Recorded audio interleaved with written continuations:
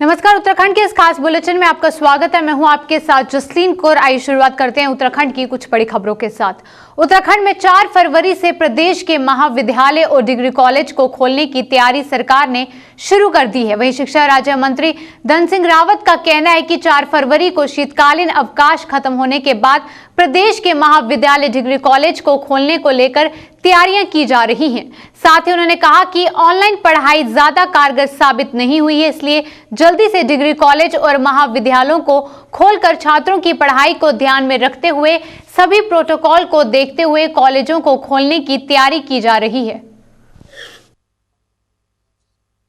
4 फरवरी तक शीतकालीन अवकाश हमारे विश्वविद्यालय और कॉलेजों के हैं और जैसे आप सबको विदित है कि हमने 1 महीने पहले कॉलेज खोल चुके हैं। प्रैक्टिकल जो हमारे जिन बीएससी में है, एमएससी में है, ज्योग्राफी में है, उन विषयों पे हमने छात्रों के लिए कॉलेज खोल चुके हैं। लेकिन 4 फरवरी से हम लोगों ने निर्णय लिया है कि हम सभी छात्रों के लिए कॉलेज खोलेंगे। प्राइवेट कॉलेजों को भी हमने दिशा निर्देश दे दिए हैं कि वो कोविड के जितने भी एसओपी भारत सरकार की है या राज्य सरकार की है उनको ध्यान में रखते हुए कॉलेज खोल सकते हैं। और ये भी निर्देश दिए गए हैं कि राज्य का हित भी देखना है, बच्चों का हित भी देखना है, बीमारी भी देखनी है और बच्चों के साथ में जो साल कैसे उनका बचाया जा सकते इस पे भी हमको ध्यान रखना है।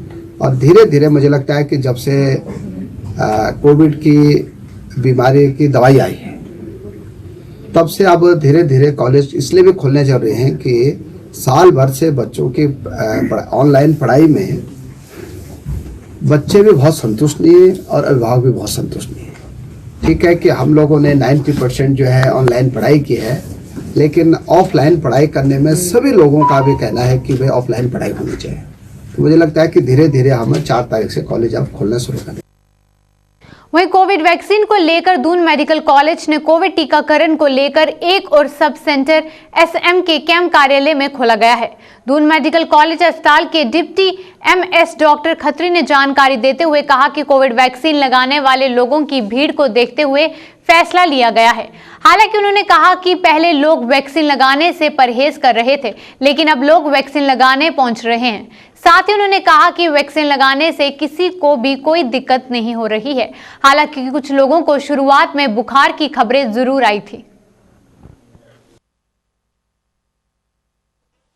आज से जो है हमारा दूसरा इम्यूनाइजेशन सेंटर जो हम लोगों ने एमएस के ऑफिस में बनाया हुआ था वो स्टार्टेड हो गया है। अभी तक वहाँ 25 लोग बेनिफिशियरी हो चुके हैं, उनको लगाया जा चुका है। 100 का टारगेट है, कोशिश करेंगे वहाँ तक पहुँच जाए। और जो हमारा पुराना सेंटर जहाँ पे इसका उद्घाटन हुआ था वहाँ पे अभी 37 लोग जो है वो वैक्सीन लगवा चुके। नहीं, मैं तो इससे पहले भी बोला है, हमारे जितने लोगों ने वैक्सीन लगाया है सभी से मेरा ये अनुरोध है कि पूरे उत्तराखंड के उत्तराखंड वासियों को कि हम लोगों ने कोविड को बहुत ही जो है बहादुरी से जो इसका सामना किया है, वैक्सीनेशन के लिए सामने आई है, लगाइए। किसी के साथ भी अभी तक कोई ऐसी रिएक्शन या ऐसी कोई बात नहीं हुई, किसी को भी हॉस्पिटल में भर्ती होने की ज़रूरत नहीं पड़ी है।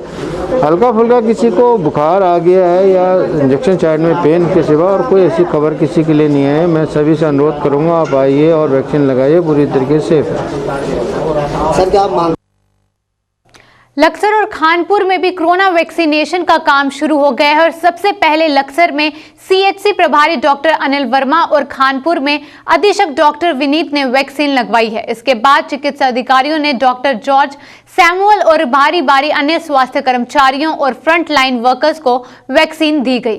वहीं वैक्सीन लेने के बाद इन लोगों ने कैसा महसूस किया, इस बारे में JK 24/7 न्यूज के संवाददाता जसवीर सिंह ने इन चिकित्सा अधिकारियों के प्रभारी डॉक्टर अनिल वर्मा और अन्य वर्कर्स से बातचीत की है। पेश है इसी पर रिपोर्ट। लक्सर में भी आज से कोरोना वैक्सीनेशन का काम शुरू हो गया है। सबसे पहले चिकित्सा सीएचसी प्रभारी डॉक्टर अनिल वर्मा ने वैक्सीन ली है। बात करेंगे कैसा फील कर रहे हैं। डॉक्टर साहब, आपने वैक्सीन ली है, कैसा लग रहा है आपको?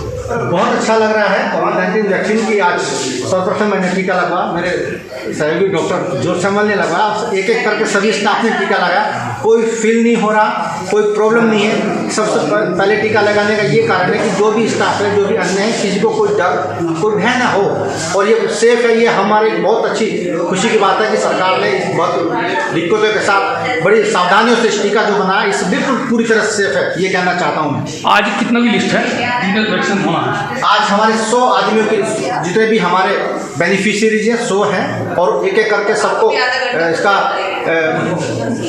उनके पास मैसेज भी पहुंचा है, और सभी एक एक करके अपनी क्यूज में हैं और सब टीका लगवा रहे हैं। बड़े उत्साह के साथ सभी लोग टीका लगवा रहे हैं। सुना आपने, खुद शिक्षक प्रभारी कह रहे हैं किसी प्रकार का कोई कम नहीं है। और सबसे बड़ी बात तो है कि अपनी बारी पर टीका लगवाने के बाद सब लोग कैसा फील करें। अभी और भी लोगों से बात करेंगे। आइए मेरे साथ। तो ये डॉक्टर जॉर्ज हैं, इनसे बात करें। डॉक्टर जॉर्ज, आपने वैक्सीन ले ली है, अभी क्या प्रतिक्रिया है? देखिए, मैं एकदम fit fine absolutely fine feel कर रहा हूँ। तो उसमें ऐसी कोई प्रॉब्लम नहीं है कि जो मिथ्स नहीं कि आपको कोरोना वैक्सीन लगाने से कोई प्रॉब्लम होगी। तो लेकिन और मेरा यही अनुरोध है, जिसके बाद में मैसेज जाता है सरकार के थ्रू, वो लोग आए और वैक्सीन कराएं, ऐसी कोई प्रॉब्लम नहीं है। कोई प्रॉब्लम नहीं है, इन्होंने भी कहा। और लोग यहाँ मौजूद हैं। मैडम, आपका नाम क्या है? ऋषि, आपको वैक्सीन लग चुकी है? आप आशा कार्यकर्ता हैं? अच्छा, क्या कहेंगे और के लिए भी? मैं यही कहूँगी कि सबको लगवानी चाहिए, जो स्वास्थ्य कर्मी हैं। सबको लगवानी चाहिए, जो स्वास्थ्य कर्मी और अन्य लोग भी अपनी बारी पर जरूर लगवाएं। आप देख सकते हैं ये वो सभी लोग हैं जिन्हें वैक्सीन लग चुकी है और इन्हें किसी प्रकार का कोई कॉम्प्लिकेशन नहीं है, यानी कि किसी प्रकार की प्रॉब्लम नजर नहीं आ रही है। साफ तौर पर डॉक्टर अनिल वर्मा ने स्थिति साफ कर दी है कि सबसे पहले वैक्सीन इसलिए भी ली है चूंकि मेरे जितने भी स्टाफ के कर्मचारी हैं वो स्पष्ट उन्हें उनका भ्रम दूर हो जाए। जिस तरह की भ्रांतियां फैली जा रही थी कि वैक्सीन लेने से दिक्कतें आती हैं, ऐसा कुछ भी नहीं है। लक्सर में शुरू हो चुका है, 100 लोगों को वैक्सीन लगनी है। अब एक एक करके अपनी बारी से हर स्वास्थ्य कर्मी यानी जो फ्रंट लाइन वॉरियर है वो वैक्सीन ले रहा है। जसवीर सिंह, जगह 24 न्यूज़, लक्सर। उत्तराखंड में एक बार फिर कोविशील्ड वैक्सीन को लेकर राजनीति शुरू हो गई है। विपक्ष में बैठी कांग्रेस ने राज्य और केंद्र सरकार पर कोविड वैक्सीन को लेकर तीखा वार किया है।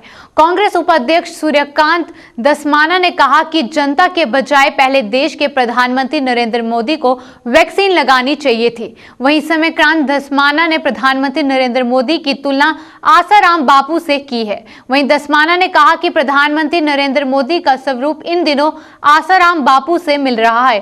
साथ ही उन्होंने कहा कि बीजेपी को ड्रामा कंपनी करार दिया है। देखिए, वैक्सीन में तो सबसे पहले सरकार के तमाम जिम्मेदार लोगों को आगे आना होगा। प्रधानमंत्री जी को चाहिए था सबसे पहले अपने इंजेक्शन लगवाते। अभी एक वीडियो वायरल हो रहा है जिसमें बीजेपी की कोई नेता वैक्सीन लगाने का ड्रामा कर रही है, वैक्सीन लगवा नहीं रही है। अब इस तरह के ड्रामे होंगे। मैंने आपको बताया तो ड्रामा कंपनी है बीजेपी जो है, ये भारतीय ड्रामा कंपनी है। तो इसलिए ड्रामे से काम नहीं चलेगा। प्रधानमंत्री जी को अपना सारे सार्वजनिक रूप से अपना जिस तरह से वो आजकल उन्होंने स्वरूप अपना बनाया हुआ है, दाढ़ी वाड़ी बढ़ाई हुई है, आसाराम जी से उनकी शक्ल मिल रही है, उसी तरह से इंजेक्शन भी अगर हाथ खोल करके लगवाते लोगों को प्रेरणा मिलती। अब आप सारे काम तो करते हो, कभी मोर को प्यार कर रहे हो, दाना खिला रहे हो, कभी बतख को खिला रहे हो, कभी चिड़िया उड़ा रहे हो। तो इस तरह की नौटंकी करने से अच्छा तो ये है कि हाथ में अपना वैक्सीनेशन लगाते तो पूरे देश को प्रेरणा मिलती। उसी प्रकार से त्रिवेंद्र रावत जी को करना चाहिए था। जो काम करने के वो तो करते नहीं। बड़ा सवाल है कि अरे साहब 2 लाख वैक्सीन काफ़ी और नाकाफ़ी का सवाल नहीं है। वैक्सीन तो एक साथ पूरी आ भी नहीं सकती, उसको रखना होता है, उसके लिए जगह जो है वो होती है। लेकिन सवाल लाख, 2 लाख, 5 लाख, 10 लाख का नहीं है। सवाल ये है कि लोग डर रहे हैं, लोगों में भ्रम है। कोई कह रहा था आप फोड़े फुंसी हो जा रहे हैं, कोई कह रहा चक्कर आ रहे हैं, कोई कह रहा बेहोश जा रहे हैं, कोई कह रहा बुखार आ रहा है। इस तरह के भ्रम लोगों में फैल रहे हैं। वैक्सीन तो होनी चाहिए, लगनी चाहिए सबको, लेकिन वैक्सीन लगाने के लिए प्रेरणा देने के लिए जो घंटी बजवा सकते हैं, दिया जलवा सकते हैं पूरे देश में, वैक्सीन लगाएंगे तो लोगों को मजा आएगा कि साहब प्रधानमंत्री जी ने वैक्सीन लगाया है, तो सब हाथ करके वैक्सीन लगवाएंगे। आपने कहा था ना कि घंटी हमारे कहने पे बजा दी पूरे देश ने, तो घंटी जब बजवा सकते हैं तो वैक्सीन भी तो लगवाएंगे आपके कहने से। तो वैक्सीन लगाओ तो सही। चलिए बढ़ते हैं अगली खबर की ओर। बात करेंगे खानपुर विधायक कुंवर प्रणय सिंह चैंपियन की, जहां पर अपनी ही मुहिम संजय अग्रवाल और उसके परिवार का उत्पीड़न करने का मामला लगातार सुर्खियों में है। इस मामले के कई वीडियो भी सोशल मीडिया पर तेजी से वायरल हो रहे हैं। हालांकि अपने ऊपर लग रहे आरोपों को विधायक ने बेबुनियाद बता रहे हैं। साथ ही मुनीम परिवार की धोखाधड़ी करने के आरोप भी लग रहे हैं। इस मामले को लेकर जगह 24/7 न्यूज के संवाददाता जसवीर सिंह ने विधायक से बातचीत की। आइए आपको दिखाते।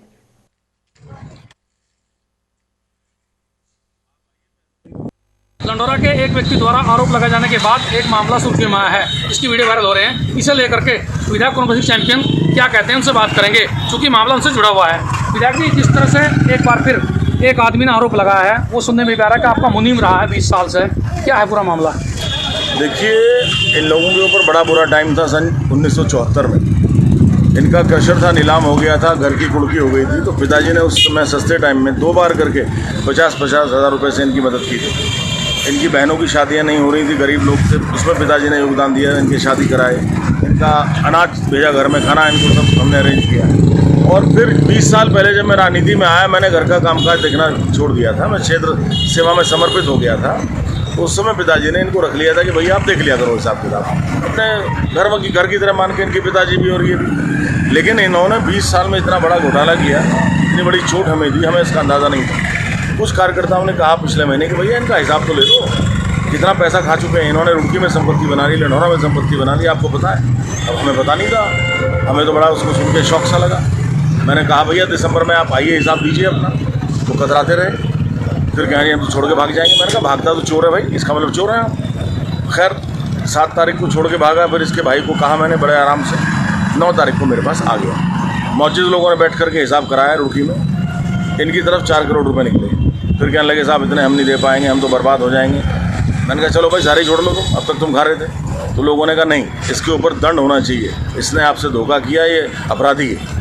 तो 2 करोड़ 44 लाख रुपए इसके ऊपर निकल गया। उसको नोटरी इन्होंने की, सिग्नेचर्स किए कि रुड़की का जो मकान है, लंडौरा का जो मकान है, भवन जो हमारा नया बनाया हमने मंगलौर रोड पे, वो हम आपको दे देंगे और हमारा जो है उसमें वसूल हो जाएगा। मैंने कहा ठीक है भाई। 11 तारीख को इनको आना था बैनामा करने के लिए, ये बैनामा ना करके 11 तारीख को फरार हो गए और रोना धोना ड्रामा कर रहे हैं। जो रोना धोना ड्रामा करता है सबसे बड़ा बेईमान होता है। तो ये तो फ्रॉड हैं, धोखेबाज हैं और अपराध करना इनकी शैली में आ गया और उनके खून में नमक हरामी है, हमें पता नहीं था। वो तो आरोप लगा रहे हैं कि चैंपियन साहब के उत्पीड़न की वजह से हम लोग मतलब पलायन करके हैं और कहीं ऐसी जगह पे जिन धमकी दी जा रही है। यही तो मैं कहना चाह रहा हूँ कि बड़ा ड्रामा रच रहे हैं और ऐसा दिखाना चाह रहे हैं कि निरीह प्राणी है। ज़रा उन गरीब दुकानदारों से आके पूछ लो जिनसे करोड़ों रुपए खा गए हैं। गरीब आदमियों ने घर नीलाम कर करके इनको पैसा दिया, सूद पे लेके पैसा दिया और उसको लेकर के हड़प कर गए हैं। उन्होंने भी मुकदमा इनके ऊपर कराया है और मुकदमा अब हो रहा है। देखिए हमारा कष्ट कमाई का पैसा है, हमारे पैसे को मार नहीं सकेंगे। सत्य परेशान हो सकता है, पराजित नहीं। इनको लिए का पाप दिए से कटेगा, पैसा देना पड़ेगा। मुझे न्याय में पूरा भरोसा है, न्यायालय के थ्रू या पुलिस के थ्रू जो मुकदमा दर्ज हुआ है, इनको पैसा हमारा लौटाना पड़ेगा। अच्छा, इस विषय को लेकर कोई पार्टी से भी कोई बात, क्योंकि मामला जब सामने आया तो कहीं ना कहीं आपसे कोई पार्टी किसी बड़े पदाधिकारी ने या किसी आपसे जो ऊपर उन लोगों से पूछा? देखिए ये लोग कुचेष्टा कर रहे हैं आपराधिक मनोवृत्ति से कि हमारे विरोधियों से जाकर के मिलें, हमारे खिलाफ बात उठाएं, लेकिन इस सब से कोई फर्क नहीं पड़ता। सत्य विचलित नहीं होता। पूरे क्षेत्र की जनता हमारी गवाह है कि ये बेईमान है, धोखेबाज है और लोगों को भी इसने धोखा दिया है और जनता इसके खिलाफ हो रही है। यानी कि आपने पार्टी के पदाधिकारी को भी अवगत कराया है इसके बारे में? हाँ, पार्टी को पूरा पता है जी। हमारे जो वरिष्ठ नेता हैं उन सबको पता है कि कैसे हमारे साथ धोखेबाजी हो रही है, कैसे कांग्रेस, आप और बसपा हमारे सामने तरह तरह की बयानबाजी कर रही है। ये सारा कोरा झूठ है। मौके का फ़ायदा उठाना चाह रहे हैं। हरीश रावत जी इसमें आ गए, लेकिन कुछ हासिल नहीं होगा।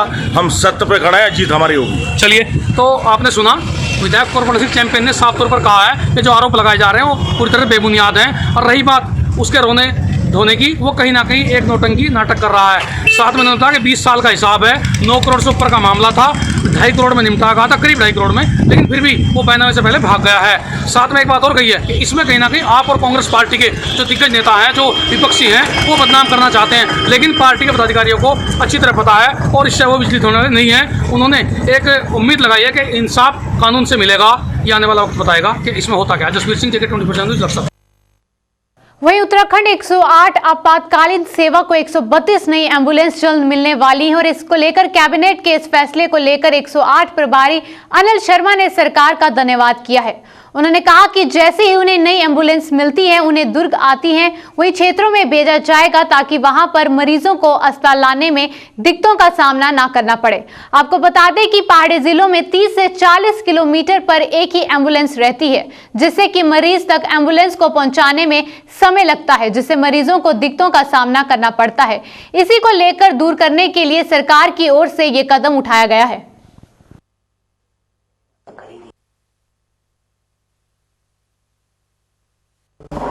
ये सरकार का भी, शासन का भी बहुत ही अच्छा निर्णय है प्रदेश हित में। 108 जीवनदायिनी है प्रदेश की, 2008 से चल रही है, तब से आबादी भी बढ़ी है।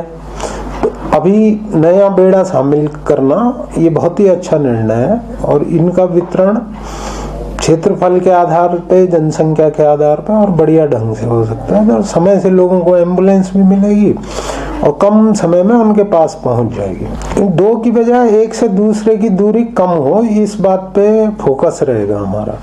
नेशनल हाईवे कवर हो, इस बात पे फोकस रहेगा। देखिए वहाँ क्या होता है कि 40 किलोमीटर दूर यदि एम्बुलेंस है तो वहाँ के लोकल आदमी को पता है कि 2 घंटे लग जाने आने में। तो कहाँ पे पॉपुलेशन है, कहाँ से जल्दी पहुंच सकती है, वो नेशनल हाईवे को भी कवर करे, इन सब पैरामीटर के हिसाब से ही लोकेशन होगा। तो चलिए बढ़ते हैं अगली खबर की ओर। अब बात करते हैं अयोध्या में राम मंदिर के निर्माण के लिए विश्व हिंदू परिषद के कार्यकर्ता गली गली जाकर राम मंदिर के लिए अनुदान एकत्रित कर रहे हैं। इस अनुदान अभियान के तहत राजधानी देहरादून में भी विश्व हिंदू परिषद के कार्यकर्ताओं ने अनुदान एकत्रित किया है। वहीं राम मंदिर निर्माण को लेकर राम भक्तों में उत्साह देखा जा रहा है। कार्यकर्ताओं ने कहा कि वह गली गली जाकर जनता से अनुदान एकत्रित कर रहे हैं और सरकार का एक भी रुपया इस मंदिर में नहीं लगेगा। कि आज जिस तरह का उत्साह देखने को मिल रहा है, उससे लगता है कि राम मंदिर में जो भी पैसा लगेगा वह जनता का ही होगा।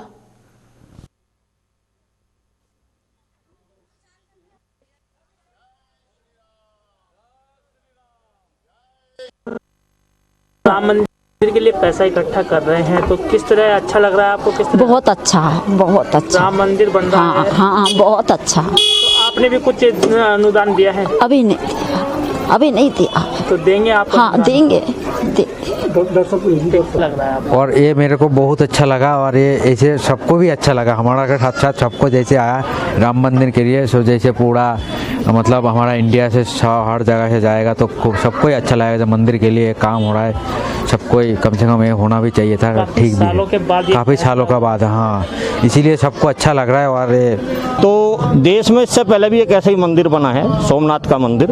उस मंदिर में भी सरकार ने उस समय मने किया था, महात्मा गांधी जी ने मने किया था कि जनता के खून पसीने की कमाई इसमें लगनी चाहिए और जनता जिसको सहर्ष दे वही पैसा इसमें लगना चाहिए। और इस आंदोलन के लिए तो पहले भी गांव-गांव गए थे। 2.25 लाख गांव में जब रामशिला पूजन किया था उस समय भी गए थे। इस बार 5.25 लाख गांव का अभियान है, इसलिए कोई सरकार से इसका वो नहीं है। लोगों को, सरकार को कहा गया है कि हमें सरकार का पैसा नहीं चाहिए, जमीन चाहिए बस। ज्ञान गोदरी गुरुद्वारा धरना स्थल पर सिख समाज के 10वें गुरु श्री गुरु गोबिंद सिंह जी का प्रकाश उत्सव बड़े ही धूमधाम से मनाया गया। वहीं हेमकुंड साहिब से आए रागी जत्थों ने भी शबद कीर्तन से श्रद्धालुओं को निहाल किया। इस अवसर पर संत जगजीत सिंह शास्त्री ने कहा कि सिख समाज के 10वें गुरु श्री गुरु गोबिंद सिंह जी ने देश और कौम के लिए पूरे परिवार को शहीद किया। जुल्म के खिलाफ लड़ाई लड़ी गई। वहीं बताते चलें कि पिछले 4 वर्षों से ज्ञान गोदरी गुरुद्वारे की मांग करते हुए सिख समाज शांतिपूर्ण धरना दे रहा है। सरकार और प्रशासन उनकी मांग को लेकर अनदेखी कर रहा है। उन्होंने कहा कि किसानों की तर्ज पर अब सिख समुदाय को भी गुरुद्वारे के लिए आंदोलन करने के लिए बाधित होना पड़ेगा। वाहिगुरु जी फतेह। दरअसल हम लोग आज धन श्री गुरु गोबिंद सिंह जी महाराज का प्रकाश पर संस्था के सहयोग से बड़े प्यार और सत्कार के साथ मना रहे हैं। जहाँ पर पहले श्री सुखमनी साहब जी पाठ हुई है, उसके बाद इतनी सत्संग कीर्तन कर रहा है। और हमने विशेष तौर से हेमकुंड ट्रस्ट ऋषिकेश गुरुद्वारे से रागी जत्था आया है, जो कि तंत्री साथियों के साथ मनोहर कीर्तन और गुरु का शब्द श्रवण कराएंगे और गुरु महाराज जी के जो उपकार हैं संतों को बतलाएंगे। स्वतंत्रता दिवस से पहले स्वतंत्रता सेनानियों को एक बार फिर से उत्तराधिकार कल्याण समिति की ओर से गुरुद्वारा श्री सिंह सभा में सम्मान समारोह कार्यक्रम का आयोजित किया गया। इस दौरान कार्यक्रम में स्वतंत्रता सेनानियों के बलिदान पर प्रकाश डाला गया। वहीं कार्यक्रम में वक्ताओं ने कहा कि देश की आजादी में स्वतंत्रता सेनानियों ने महान त्याग और बलिदान देकर देश को आजादी दिलाई थी।